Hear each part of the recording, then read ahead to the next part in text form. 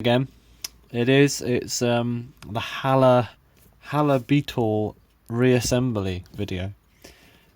Since the last video, which was recorded yesterday, I have cleaned the plates. Although they still look a bit rough. I think that is marks from scratching. Yeah, it's scratches in the metal. But another thing I didn't mention was if you get a bamboo stick and you sharpen it, it's great to clean out these little holes, because if they're dirty, then it won't run properly. It'll just kind of stick and wear out and stuff. Another thing that you need to clean out, very importantly, is these little bits here where the balance cup, where the balance points go in. And make sure they're nice and shiny and stuff. If they're dirty, it won't run.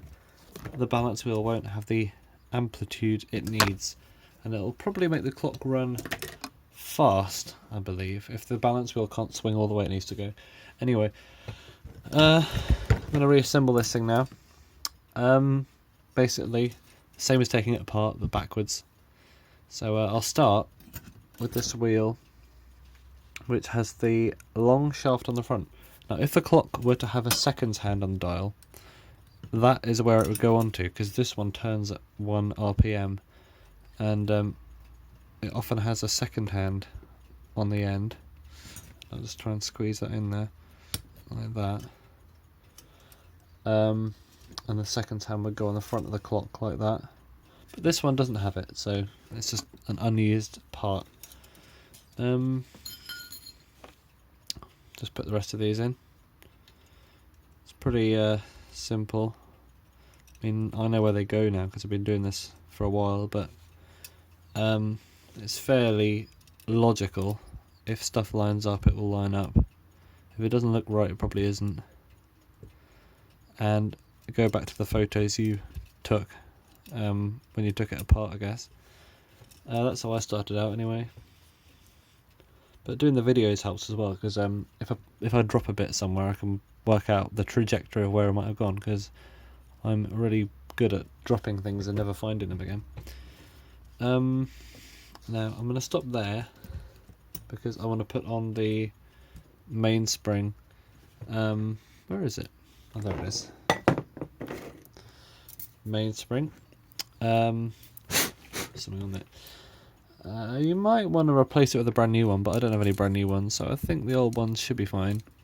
But sometimes when they get this old, they can kind of get stuck in a wound up position and they won't have the power that they used to have.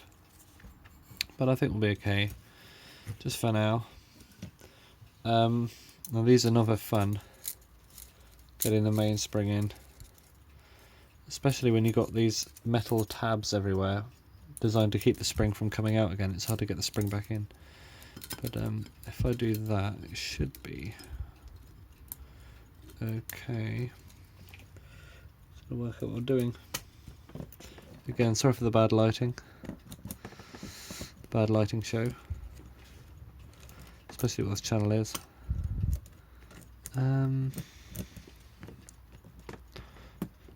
Right, I think I'm nearly there. I'm trying to find the hole for it.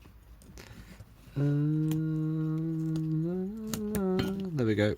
Right, that's in there, but as you can see, the springs on the outside are where they need to be. So I'm gonna have to get them all inside. Oh, that didn't work. Okay, let's try that. You don't want to put too much force on it, because you can break a mainspring, you know.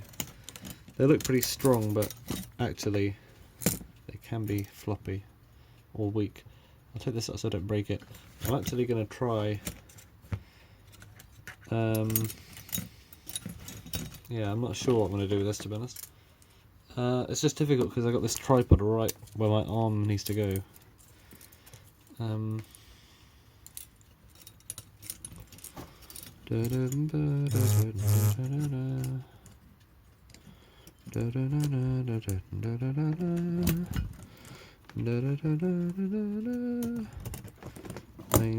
Mainspring.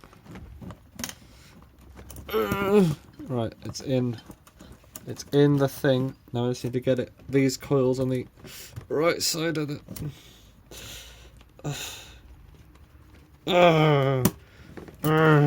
That's why I love German alarm clocks so much. Look at that. Oh my god. I want to use pliers to grab a mainspring though, because it might break. I'll put all this delicate stuff aside. Yeah, this coil needs to be on the inside of that.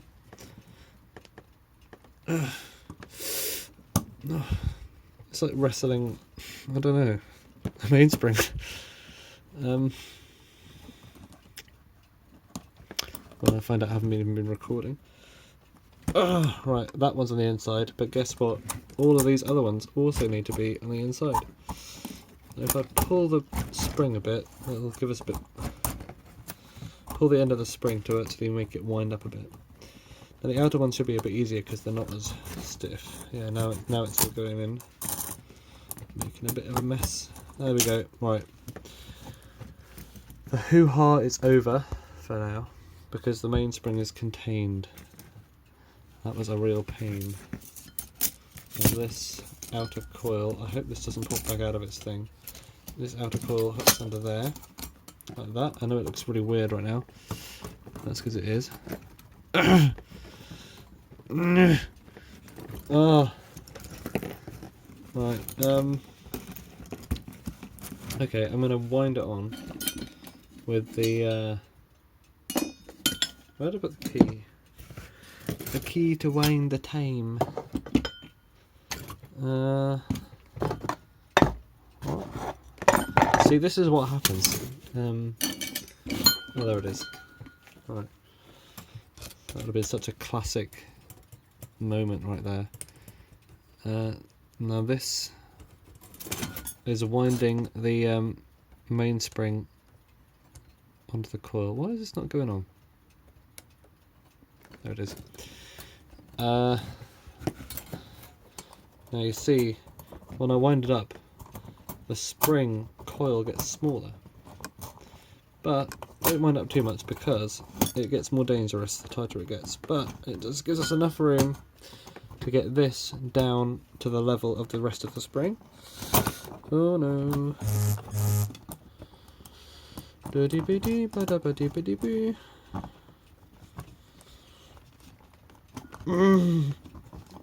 we go.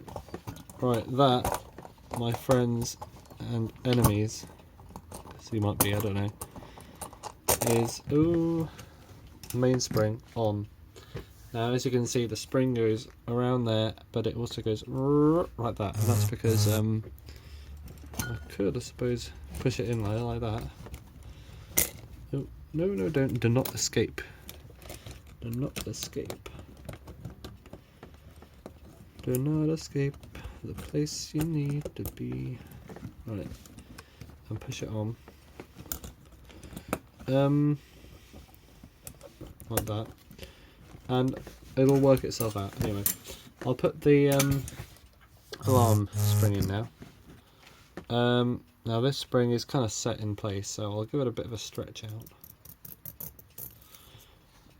That'll do. I mean, the alarm is so loud anyway, I don't think I want it to be too powerful. But the alarm spring goes in there, essentially, like that. Alarm escape wheel. Can't remember which way that goes, but probably this way up. Otherwise the spring would be blocking the wheel. Like that. And then the hammer can go in afterwards. So for now, let's put our time escape wheel in. Oh no, the spring. And then the pallet. Make sure there's no dust on it. I think this is going to be a brilliant running clock. I might be wrong, but that's what I think anyway. So that is that for now. Let's put the plate back on, and we'll get the hammer. And the hammer goes on the back of the clock like that. So if you put that thing in there, and when the clock rings, the hammer goes burp like that on the back of the movement. So if you hold it in position like that, it makes it a bit easier to put on. I've actually put it on the right way up. However, the mainspring is in the way, of course, our massive mainspring. Why wouldn't it be? Yeah, this is where a spring clamp might be useful. But I'm just gonna put the spring on. You need some kind of level of dexterity with this. So if you've got some bad fingers, then you might have a hard time. That's what they call me, good finger. Right, we're kind of on. The trick is that there is no trick, because you just need to know what you're doing. Just lining up this stuff. When there's big powerful springs in here, it tends to push all the other parts out of alignment. So when you've got it in some reasonable position, it helps to put a nut on the movement just to hold it down a bit.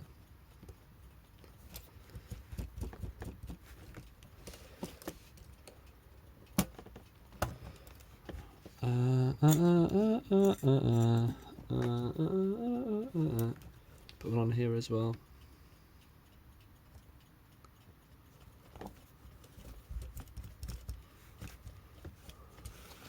Now, if I get my tweezers, I can align the rest of these bits. This is a fun thing to do. And basically, get all the wheels in the holes.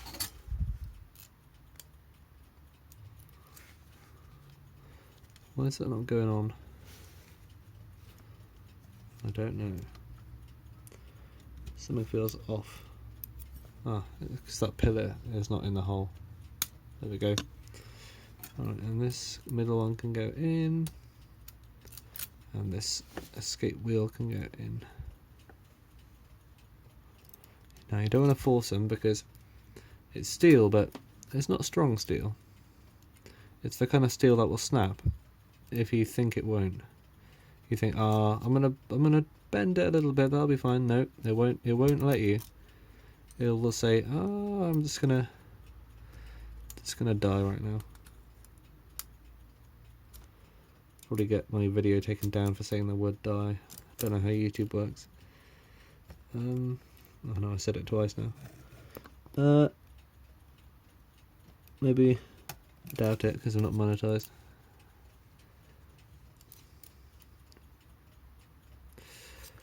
Alright,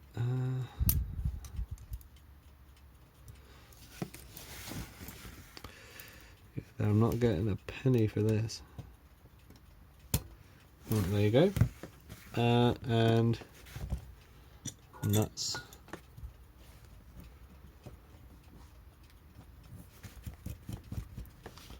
Right, look at that. Everything is lined up like that. I'm going to wind the mainspring on a bit just to get it out of the way.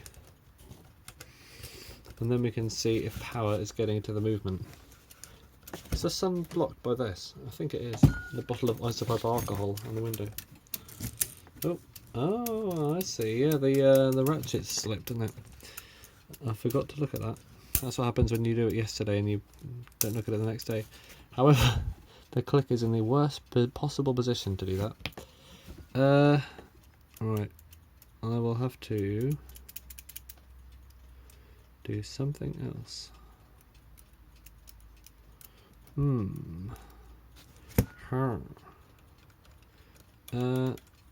I could try and do it from here. Basically what happened is the mainspring click, which engages the ratchet with the movement, is come out of its thing. And I need to kind of, you can't see what I'm doing, but I'm trying to bend it back into position.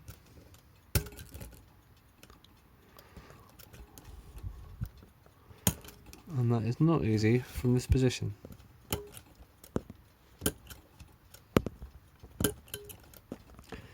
Ideally this is something you'd do when the movement's still apart, but I've put it back together now. There we go. Right, that's better. Now we're winding.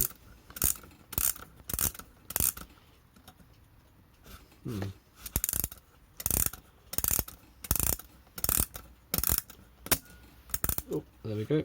Oh, and of course the mainsprings come out. Oh! Okay. Mainsprings come out of its thing.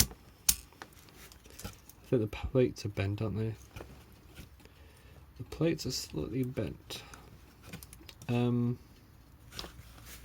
From someone else. Bending them. Yeah, this should not move in and out that much. So I think the bottom plate is bent down. I should probably just be able to do that, to be honest.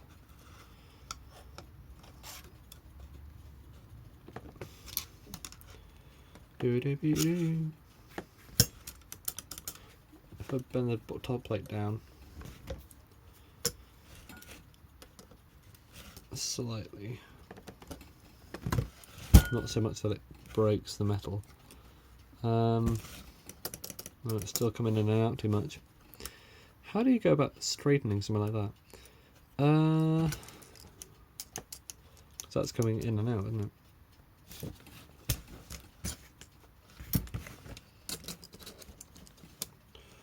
Ideally, you'd want something to maybe try expanding my pliers like that.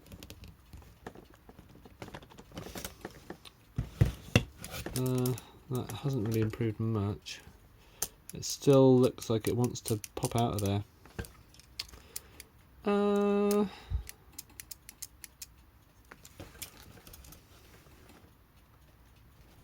Maybe just thumb power.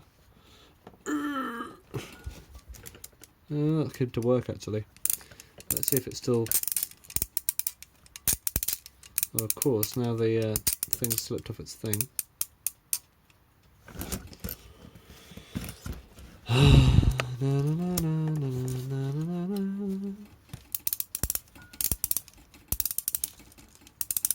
there we go.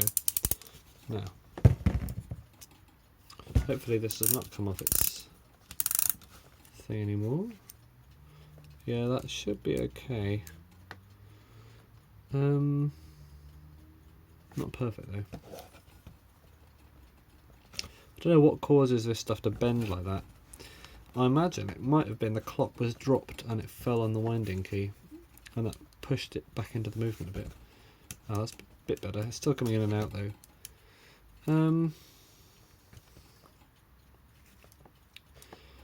Yeah. I'll see if I can sort something out. I'll end this video here.